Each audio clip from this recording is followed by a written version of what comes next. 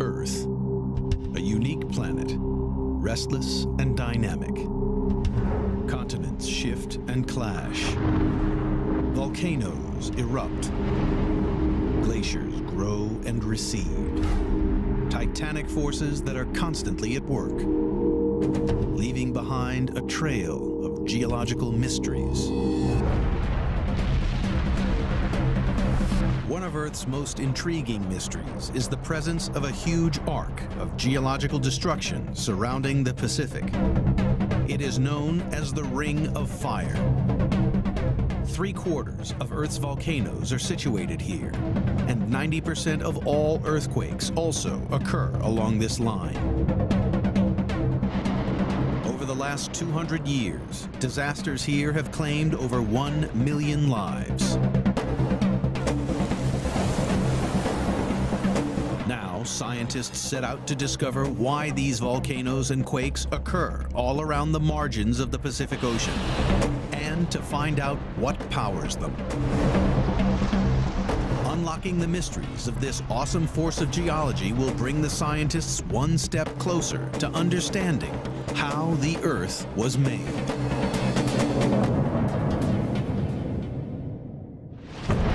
The Ring of Fire is one of the most extensive zones of destruction on planet Earth. Its most visible features are the hundreds of volcanoes that line the shores of the Pacific Ocean. They form an arc which extends 25,000 miles from South America along America's northwest coast to Alaska, and then down through Russia, Japan, and Southeast Asia, all the way to New Zealand. Cataclysmic eruptions have occurred here throughout history.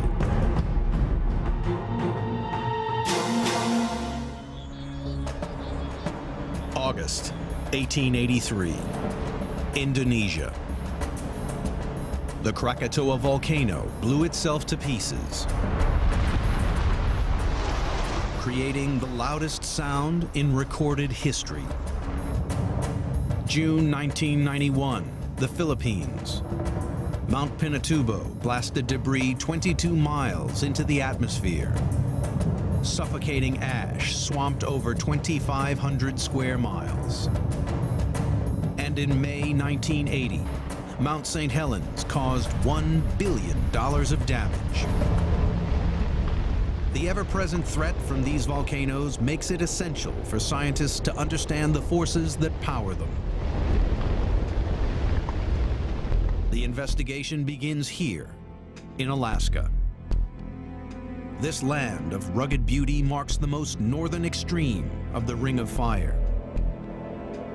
75% of all the volcanoes in the United States are situated in Alaska, making it a perfect laboratory for volcanologists. The first step is to discover how the Ring of Fire's giant volcanoes form.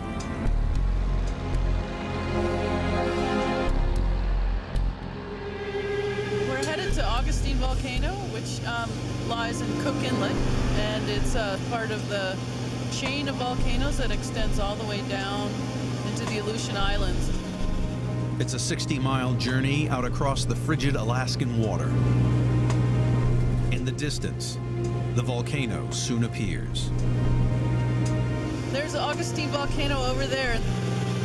It's going to be a perfect day to visit. From high above the clouds, Dr. Bull can gain a clear view of the volcano's distinctive outline. Augustine is a stratovolcano, the type of volcano found all around the Ring of Fire. Stratovolcanoes are quite unique in that they are shaped as beautiful cones, and Augustine is a perfect example of that. Augustine last exploded in January 2006, the most recent of 7 eruptions here since 1935. Over the years, solidified lava flows have gradually built up on the volcano's flanks. To investigate what makes these volcanoes so dangerous, Dr. Bull climbs high up on the side of one of these lava flows. This lava is made up of blocks. There's bits that are a little denser than others, and you can see there's a lot of different pieces to it. So we call this a blocky lava flow. This blocky lava provides a crucial clue as to why the Ring of Fire volcanoes can be so deadly. This lava is more thick when it comes out of the volcano, and its thickness will have an effect on how it runs down the slope. The thickness or viscosity of lavas can be shown in a number of ways. Hawaii lavas are quite runny. Honey is a perfect example of that. If you have the volcano putting out Hawaii-like lava, it's going to run quite easily down the rock. Whereas if you have something more like these blocky lavas, they're going to be a little bit more like peanut butter. They'll still run, but the viscosity is much greater. The viscosity of lava is primarily determined by the amount of silica it contains. Silica is the most abundant mineral in Earth's crust. The more silica, the thicker or more viscous a lava is likely to be. Hawaiian lava contains little silica, so it's runny and produces a relatively flat landscape. But Ring of Fire lavas are rich in silica, making them sticky and less able to flow, creating tall, cone-shaped stratovolcanoes. During the 2006 eruption of Augustine, thermal imaging cameras were used to study the volcano. They showed this sticky lava building up layer upon layer. But the thickness of this lava also makes these volcanoes lethal. Because these volcanoes have lava that is thick, things don't move through them very well. And bubbles of gases can build up. Deep in the earth, under immense pressure, molten rock called magma contains dissolved gas. But as this magma rises, the pressure decreases. This drop in pressure means bubbles of the gas begin to appear, just like opening a bottle of soda. If the magma is runny, these gases can safely escape. But in sticky, silica-rich Ring of Fire magma, the gases can get trapped, often with terrible consequences. It's like trying to have a bubble move through peanut butter. It won't happen quite so easily. So there's a lot of pressure that builds up. And once that pressure builds up, it reaches a point where it can't take all that pressure anymore. The result? Giant explosions caused by the catastrophic buildup of gas inside the molten rock. This is the reason Ring of Fire volcanoes can be so dangerous. But it's not usually the initial explosion that kills. It's what happens next. Those explosive eruptions can create plumes that go up for tens of miles. When these plumes run out of energy, they can collapse back down the sides of the volcano in a superheated avalanche of ash and gas. With temperatures of 1,300 degrees Fahrenheit and speeds over 100 miles per hour, these flows destroy everything in their path. A terrifying consequence of the explosive eruptions caused by gases building up inside thick lava. In the next stage of her investigation, Dr. Bull searches for clues as to how this sticky lava forms. On Augustine's lower slopes, she hunts for lava samples from inside the volcano. This giant block of solidified sticky lava was once molten magma deep underground. It was blasted out here during an eruption, and it came with some intriguing evidence. So what I'm seeing in this rock is a lot of minerals and a little bit in some cases of hornblende. The presence of these hornblende crystals provides a crucial clue to how the magma formed. This is important in telling us something about magma conditions where the hornblende crystallized. Hornblende is a mineral that only forms in the presence of water. These hornblendes show water exists deep in the earth. Scientists suspect this water plays a crucial role in creating the magma that powers volcanoes. Deep underground, rocks are hot and semi-solid. It might seem that the presence of water would cool them down. But that's not what happens. This water, which is under huge pressure, alters the rock's structure and causes them to melt, forming plumes of magma. This molten rock soars up to the surface, building giant volcanoes.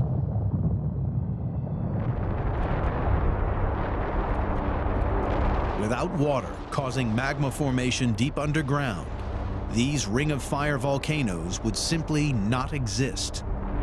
A lot of this process we're still working on and we don't understand, but there's a fair amount of it that we do. And water has a very significant role in when and how rocks melt. The investigation into why the Ring of Fire is so dangerous has uncovered two important pieces of evidence.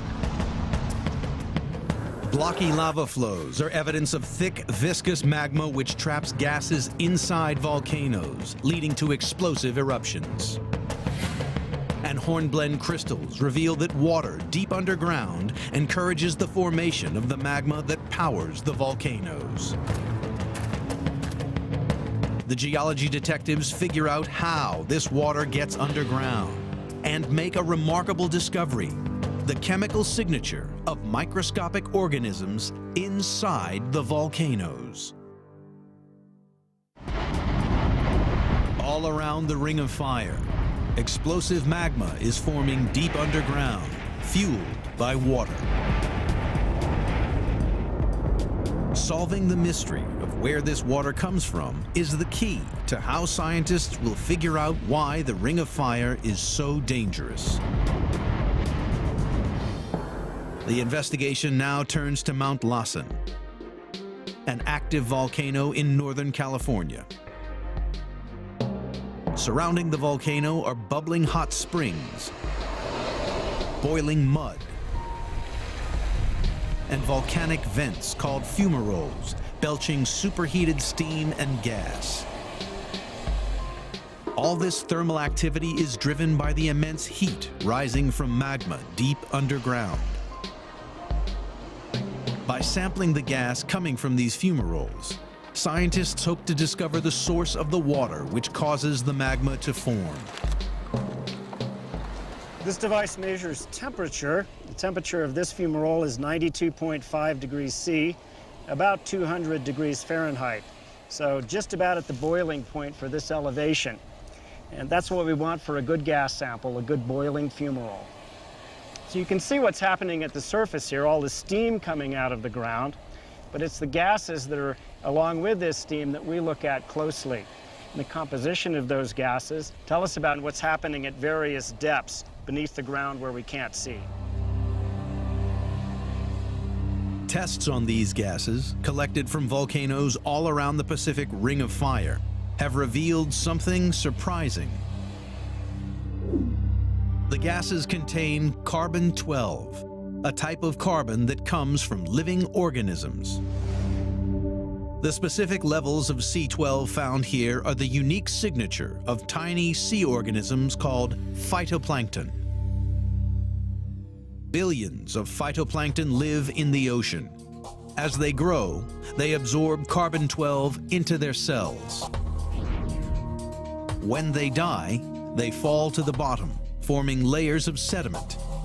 In this way, their carbon-12 is transferred to the seafloor. Intriguingly, scientists have found this same carbon-12 pouring out of volcanoes all around the Ring of Fire.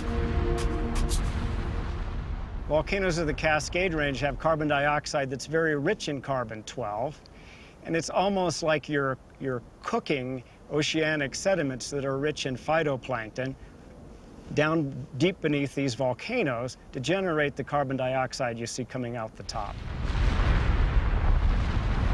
That links this carbon dioxide to organic sediments way offshore in the ocean. The organic matter that was originally phytoplankton becomes carbon dioxide that we see at the surface. Seafloor sediments are getting into volcanoes, and these sediments contain seawater. This is the water that causes the rocks to melt below the volcanoes, forming magma. But a mystery remains. The magma plumes feeding the volcanoes lie sometimes hundreds of miles from the ocean. The scientists now have to figure out how the sediments loaded with seawater are moving so far inland. To find out, the investigation heads for Alaska's Chugach Mountains. The research here begins with an analysis of the local rocks. Oh, this is a really neat boulder that's right here. And what you can see in it is that there's this whole mixture of rock types. You can see that there's this black stuff, which would originally have been mud. There's several different colors of kind of greenish rocks, which would be kind of different flavors of volcanics. So here it looks like there's limestone. And I'm going to put some acid here, and if it fizzes, it's limestone. Yeah, sure enough, that's what it is. And this would have formed in the ocean. And so this is made up of the bodies of little critters. It got incorporated into this rock, and now it's up here in the Chugach Mountains. The presence of jumbled oceanic rocks 20 miles from the sea is evidence that something remarkable is happening at the bottom of the ocean. The fact that you have this mixture of rock types here is evidence for the seafloor moving. Geologists know that only an enormous process called subduction could shift these mixed ocean sediments here.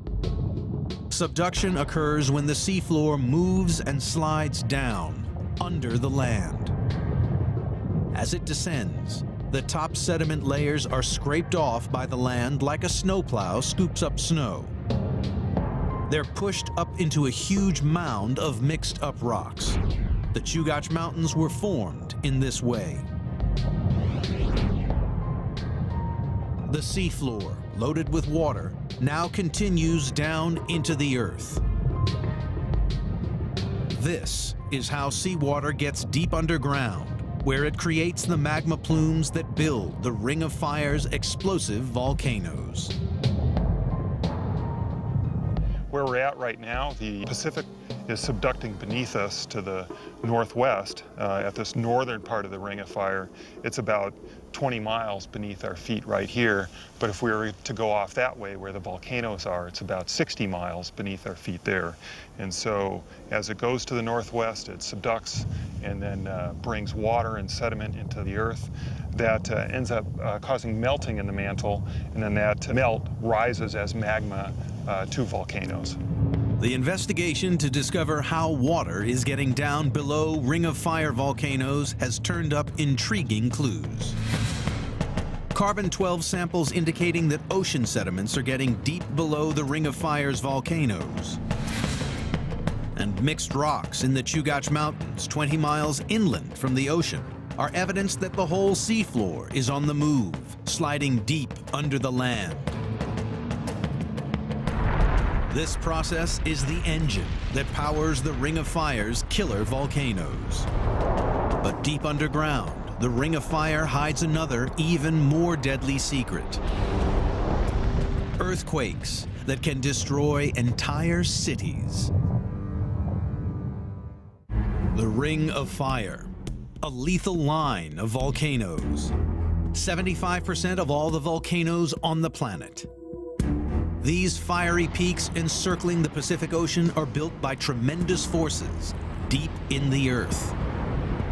Eruptions here have taken many thousands of lives and destroyed billions of dollars of property. But an even bigger killer is present on the Ring of Fire.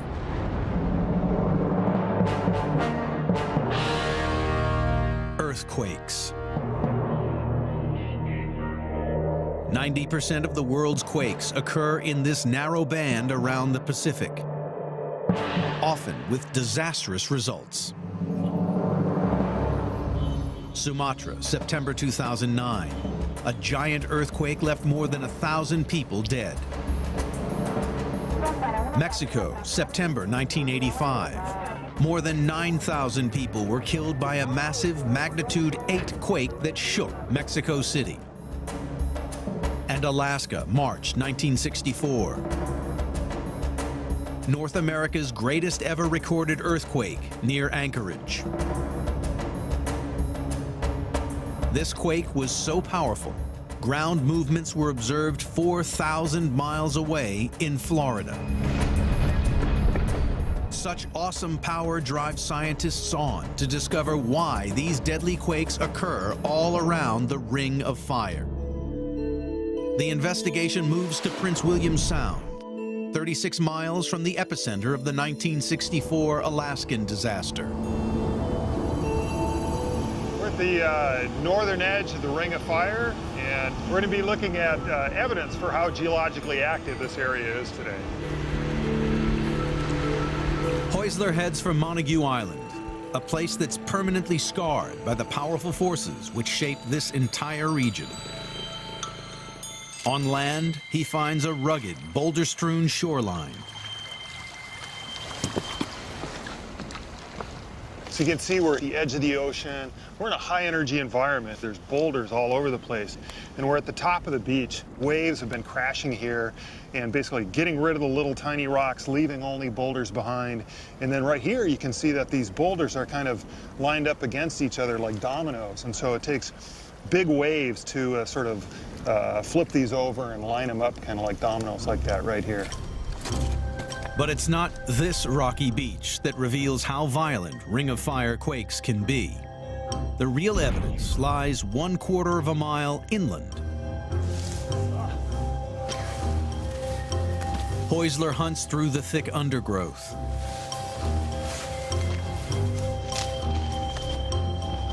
Hidden by the trees is a near identical line of boulders. We've hiked in, thrashed through the alders, the Alaskan jungle up to here. We're probably 25 or 30 feet above sea level at this point. And what we have here is a beach. I mean, this is basically a perfectly preserved, high-energy beach environment like we were looking at down on the shoreline. And you can see here, once again, there's these big boulders that are sort of laid over in this domino-like fashion, sort of pointing uphill as a result of this big waves pounding on the beach, flipping the boulders over, pointing in the uphill direction. This inland raised shoreline runs for hundreds of yards, parallel with the ocean.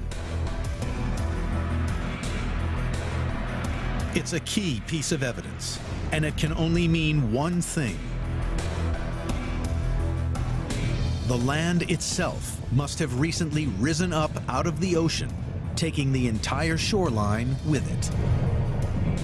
It means that there was an event that was essentially an instant in which this region was uplifted to this elevation and made this here. This has to have been a result of a big earthquake.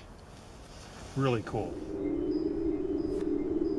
What we're looking at here is a result of the 1964 Great Alaska Earthquake. Pretty much right here where we're at is where there was the largest uplift that occurred. The massive earthquake here not only lifted the land out of the sea, it also caused a wave of destruction, devastating nearby Anchorage. It was a magnitude 9.2. It was the second largest earthquake ever recorded on Earth. It was just enormous. It lasted 4.5 minutes of ground shaking. What happened throughout this region offers evidence of the type of quake that makes the Ring of Fire so dangerous. So we know from this kind of earthquake that occurred here in 1964 that this was a thrust-type earthquake, or even there was a fancy term, megathrust earthquake, because it was so big that occurred right here. And this is a result of the slippage of one piece of rock over another, or one underneath the other. Megathrust quakes like this are the most powerful on Earth and are one of the great dangers of the Ring of Fire. If they occur under the ocean, they can generate killer waves called tsunamis. The Great Alaskan Earthquake of 1964 caused a tsunami over 200 feet high. Waves traveled over 1,700 miles, claiming lives as far away as California. But this disaster was nothing compared to what happened in 2004. On December 26th, tragedy struck when an enormous underwater megathrust earthquake off the Asian coast generated monster waves. The coastlines of 14 countries were swamped, killing more than 200,000 people. The vast scale of this disaster was a brutal indication of the power of megathrust earthquakes. And it's given urgency to finding out why these quakes happen all around the Ring of Fire.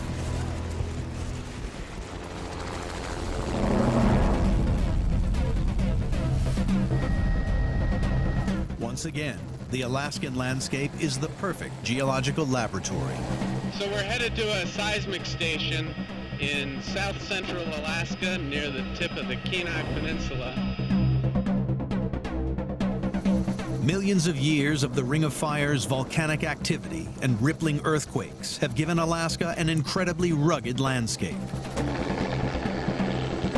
It's not easy to find a flat spot to land. It's clear on my side.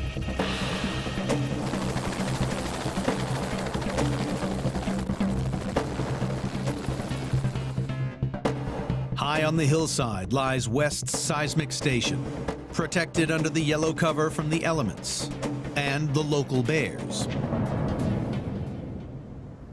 So this is the vault where one of our seismic stations lives. This is one of the many seismic stations that dot the state of Alaska.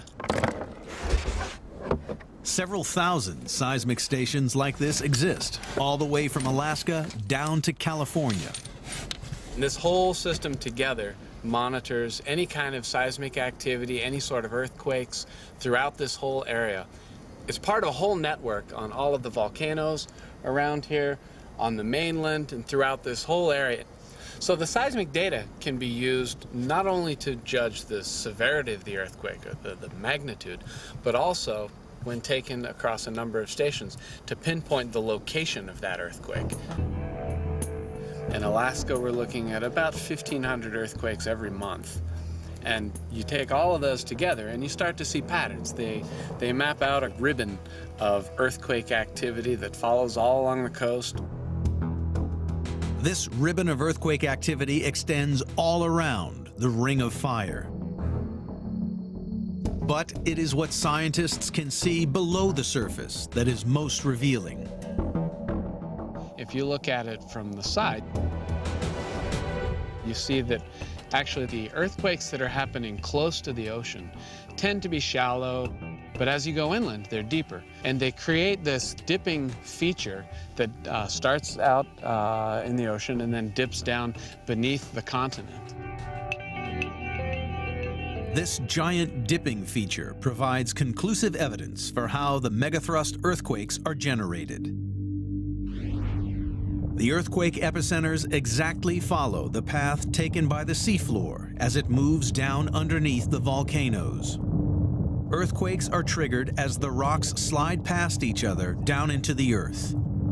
It is this subduction of the seafloor beneath the land which creates the Ring of Fire's lethal megathrust quakes and builds its explosive stratovolcanoes. So all of these observations, the volcanoes, the line of seismic activity, the big earthquakes at the interface, all of those are part of one system. They all tie together and are interrelated. The investigation into why the Ring of Fire is prone to such lethal earthquakes reveals a raised shoreline, evidence that the Ring of Fire suffers the most violent megathrust earthquakes. And seismic data shows that these killer quakes are caused by subduction, the movement of the seabed, which also builds the Ring of Fire's giant volcanoes. To discover exactly where this awesome process of subduction occurs, oceanographers search for the deepest and most inaccessible places on the entire planet. The journey to understand why the Pacific Ring of Fire is so volatile has revealed the critical role of subduction, which pushes the seabed deep down into the Earth. In Alaska's Prince William Sound, investigators search for where the seafloor is vanishing below the land. There are ridges, outcrops, canyons, gullies, mountains underwater. And so the ability to make a continuous map of the seafloor and get a full picture of it gives you the ability to understand how the seafloor is put together and what it has to do with the way the Earth functions. Reynolds is using high-tech echo-sounding technology to monitor the exact depth of the seafloor. A sound wave is sent from beneath the ship. The time it takes to reach the seafloor and return gives an accurate reading of depth. Reynolds' research shows that all around the Alaskan coast, the seabed is relatively shallow. But farther out towards the open ocean, the readings change dramatically. So in general, around the world, when you go out from land, you cross over a relatively flat shelf, down the slope and into the deep ocean basin, which is very flat. But around the Ring of Fire, as you go out from land, across the shelf, down the slope, instead of going directly into a flat ocean basin, you go across a very deep trench. These trenches are the deepest areas on the planet, and the one around Alaska reaches approximately 21,000 feet. These giant features are called subduction trenches.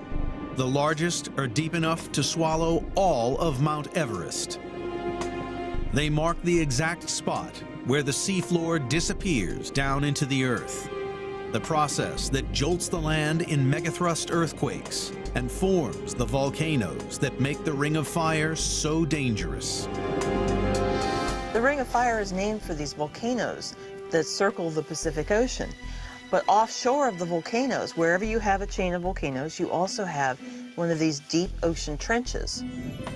The location and shape of the Ring of Fire is determined not by its famous volcanoes, but by the position of these deep subduction trenches miles out in the ocean. And by mapping the location of all the trenches in the Pacific Ocean, scientists have made a further, even more significant discovery. High-tech imaging has made it possible for scientists to visualize the Earth drained of its oceans. This reveals that these deep trenches outline the edge of a giant rock slab, or plate, that makes up the entire floor of the Pacific Ocean. This huge Pacific plate is one of 14 plates which cover the entire surface of the planet. Subduction occurs where this plate rubs against one of its neighbors, producing the line of volcanoes which extends all around the Pacific. But the investigation isn't finished. Experts journey to Tiger Mountain in Washington State to figure out how such huge plates can be shifted against each other. GPS that you use to drive around can tell you where you're at on a city block or on a street to within a meter or so. But in geology, we're interested in centimeter to millimeter accuracy so that we can track the changing of the land. It's much more subtle. High on the mountainside, Flake has set up a GPS marker point. Here we are on Tiger Mountain. This is our GPS unit. What we have is these metal rods going into solid bedrock, cemented in so that there's no motion. This GPS antenna allows us to measure point positions per day of where this spot is. A network of these GPS antennas across North America provides evidence for the monumental forces which power the Ring of Fire. This is just a single antenna. There's hundreds all across the western United States to give us a better picture of what's going on with the ground surface. By combining all the data of these GPS, we're able to see that North America is actually moving. The entire continent is moving westwards at about 3 inches per year. This movement is possible because the Earth's crust rides upon a hot, soft layer of rock called the mantle. Well, the mantle is so hot and it's such a high pressure, and the temperature is hotter as you get towards the center of the Earth. That's going to want to move out and convect, just like a boiling pot of water. And so it creates a convection current coming up to the surface, which then drags along those plates on top. These phenomenal convection currents force the Pacific Plate into its neighbors, driving the process of subduction. As the plates get dragged by the mantle convection currents, they impede upon other plates. One has to give, so one dives down underneath another, and then the trapped water from its ocean sediment escapes and melts the upper-lying mantle, and that creates hot magma that rises to the surface and creates the volcanoes that form around the Ring of Fire. The investigation into the forces that drive the Ring of Fire has now found subduction trenches that reveal the shape of the entire Pacific Plate, and GPS data providing evidence for the convection currents which force this giant plate against its neighbors. It is this movement of the entire Pacific Plate and the resulting subduction of the seafloor down the trenches that shapes and builds the Ring of Fire. But one final mystery remains. Vast sections of the seafloor are constantly being destroyed. But despite millions of years of subduction down these trenches, the planet's seafloors have never been eradicated. The geology detectives can now reveal why. All around the Ring of Fire, enormous volcanoes dot a landscape warped by violent earthquakes.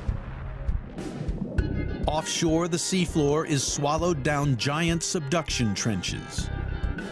But despite millions of years of subduction, the area of seafloor remains roughly the same. Geologists could only assume one thing. Somewhere far out in the ocean, volcanic activity must be creating new seafloor rocks, replacing those destroyed here during subduction. Beginning in 1977, a series of expeditions set out to investigate where this occurred. Scientists realized that if volcanic activity was constructing new seabed, the surrounding water should be warm. The Alvin submersible was equipped with high-tech sensors to discover where this warm water existed. To begin with, the crew searched the seafloor without any luck. But then they hit the jackpot. A column of rock pumping out superheated water. This is a black smoker. Measurements of the water around these features have found temperatures in excess of 750 degrees Fahrenheit. This heat comes from magma welling up from inside the planet. It was a discovery that provided the evidence the scientists needed. These volcanic marvels mark the location of giant features called mid-ocean ridges. At these ridges, on the bottom of the ocean, powerful convection currents in the mantle separate Earth's plates, allowing lava to spill out onto the seabed. New oceanic crust is constantly being formed out on the mid-ocean ridges. That crust moves away from those ridges toward the edge of the continents where we're located now. In this way, the seafloor is constantly renewed, replacing material destroyed by subduction at the edges of the ocean. These mid-ocean ridges exist at the bottom of every ocean on Earth. They provide a never-ending supply of new rock, keeping alive the entire plate tectonic cycle. Well, this is a planetary scale process. This is the planet itself circulating, and the rock and the magma from deep inside the Earth welling up to the surface, forming this crust. And then that crust dives back down into the Earth at the subduction zones, at the trenches. And it's mixed back into the solid earth. So great is the power driving this system that experts see no end to the constant movement of plates around the planet. The forces involved with plate tectonics caused by the heating from the inner core of the Earth is so astronomical that there is nothing that will stop it. It seems like the Ring of Fire will go on for some period of time. It looks as if we've been having subduction here underneath southern Alaska on the order of 200 million years. And it looks like there's no evidence that's going to stop anytime soon. But over the coming billions of years, the ongoing movement of plates will redraw the map of the world. The Pacific plate is moving, and things on it ride with the plates that are being subducted. So, for example, the Hawaiian Islands are moving up here to Alaska. Parts of California are moving up here to Alaska. Baja California is moving north here to Alaska. So apparently Alaska's a popular place to be. It'll be the resting place of all these things. So the map of the Pacific will slowly change, driven by the immense force of subduction.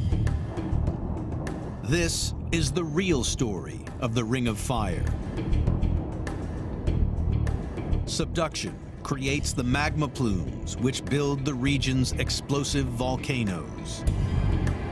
Subduction powers the violent megathrust earthquakes that shake the region, leveling whole cities in seconds and causing killer tsunamis. This process of subduction just releases an enormous amount of energy through both earthquakes, through building these mountains, through volcanoes. It's just really inconceivably huge.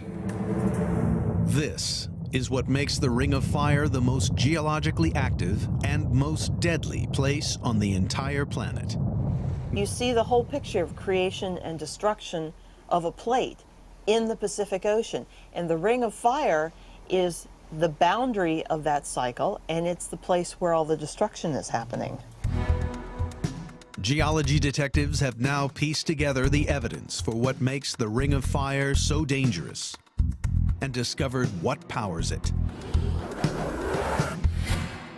Violent eruptions of explosive blocky lava build the Ring of Fire's famous volcanoes. Mixed rocks from the seafloor found miles inland are evidence for the process of subduction that builds the volcanoes. Raised shorelines are evidence for giant megathrust earthquakes caused deep underground by subduction. And GPS plots provide evidence for the immense convection currents deep in the Earth which drive the entire system.